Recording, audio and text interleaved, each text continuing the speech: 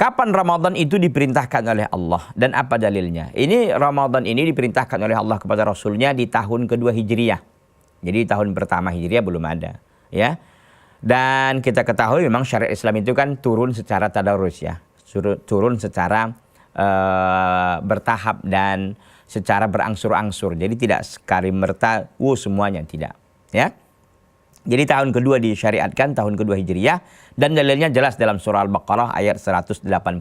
Ya ayyuhalladzina amanu kutiba alaikumusyamu kama kutiba alal ladzina min qablikum la'allakum tattaqun. Ya, diwajibkan kepada kalian berpuasa sebagaimana orang-orang yang telah diwajibkan kepada mereka puasa. Ya, sebagaimana orang-orang yang telah diwajibkan kepada mereka puasa, la'allakum tattaqun. Mudah-mudahan kalian menjadi orang yang bertakwa. Kemudian Allah lanjutkan ayyaman ma'dudat, hanya beberapa hari saja. Jadi ini hari yang sedikit sebenarnya. 30 hari, 29 hari itu sedikit, ya. Jadi setelah ini Ramadan yang kita sedang jalani akan berlalu.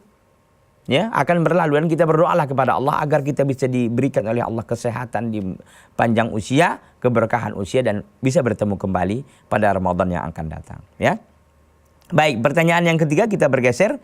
Jika ada dua pemuda berkelahi di bulan puasa, apakah puasa mereka batal? Enggak batal, tetapi mengurangi pahala puasa. Ya, makanya dikatakan di dalam hadis Nabi SAW, wa in sabahu ahadun falyaqul inni mru'un shaim. Wa in sabahu ahadun, ya, falyaqul inni mru'un shaim.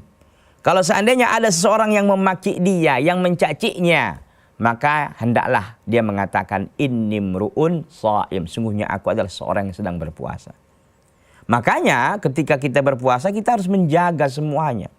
Menjaga sikap, menjaga pandangan, menjaga pendengaran, menjaga segala macam sehingga tidak terjadi kepada perkelahian seperti ini. Kalau ada umpamanya kita tahu, oh ini kayaknya mau berkelahi nih. Ini kayaknya ada orang yang istilahnya ingin mengajak kita berantem gitu kan. Yang mencari gara-gara gitu, nyari pasal lah mungkin bahasa kita, ya. Kita jangan ladeni, kita tinggalkan. Atau kita minta maaf supaya mungkin kita ada kelas atau apa, ya kita segera minta maaf karena kita sedang berpuasa.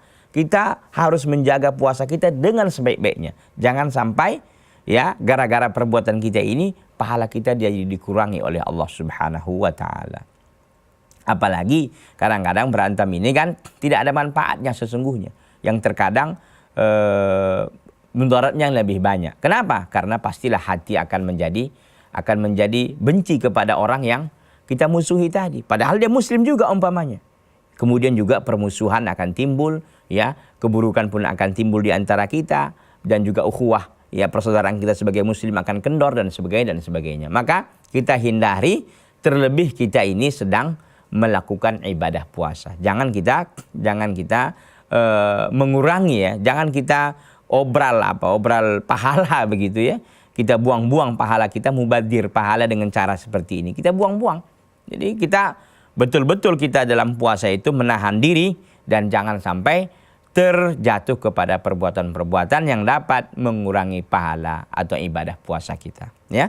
Mengurangi pahala puasa kita, maka kita harus menjaga diri dengan sebaik-baiknya agar tidak terjadi kepada hal-hal yang tidak kita inginkan.